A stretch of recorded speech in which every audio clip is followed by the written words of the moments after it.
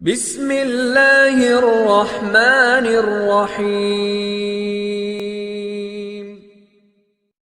ناظرین گرامی، واقعہ مشہور ہے کہ ایک مرتبہ ایک شخص نے بہلول سے کہا، اے دانا بہلول، میرے پاس کچھ رقم ہے، مجھے مشورہ دو کہ میں کیا خریدوں کہ اس سے نفع حاصل کر سکوں۔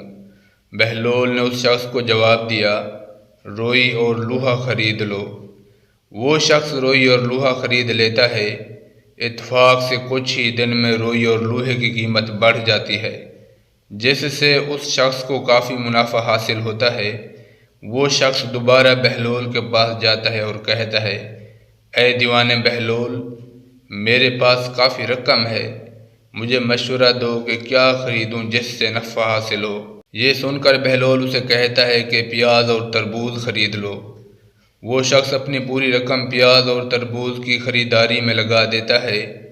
کافی دن گزر جاتے ہیں، خریدار تو کم آتے ہیں، لیکن پیاز اور تربوز گل سڑ کر خراب ہو جاتے ہیں۔ یہ دیکھ کر وہ شخص غصے میں بہلول کے پاس جاتا ہے اور کہتا ہے، جب میں نے پہلی مرتبہ تم سے مشورہ کیا تو نے کہا روئی اور لوہا خرید لو۔ میں نے ویسا ہی کیا اور مجھے نفع حاصل ہوا، لیکن دوسری دفعہ تم نے مجھے پیاز اور تربوز خریدنے کو کہا جو کہ سارے گل سڑ گئے اور مجھے کافی نقصان ہوا۔ تو نے ایسا کیوں کیا؟ یہ سن کر بہلول مسکرایا اور کہا، پہلے تم نے مجھے دانا بہلول کہہ کر پکارا تھا تو میں نے تمہیں مشورہ بھی دانائی سے دیا تھا، لیکن دوسری مرتبہ تم نے مجھے دیوانہ بہلول کہہ کر پکارا تھا اور میں نے دیوانہ بن کر تمہیں مشورہ دیا تھا۔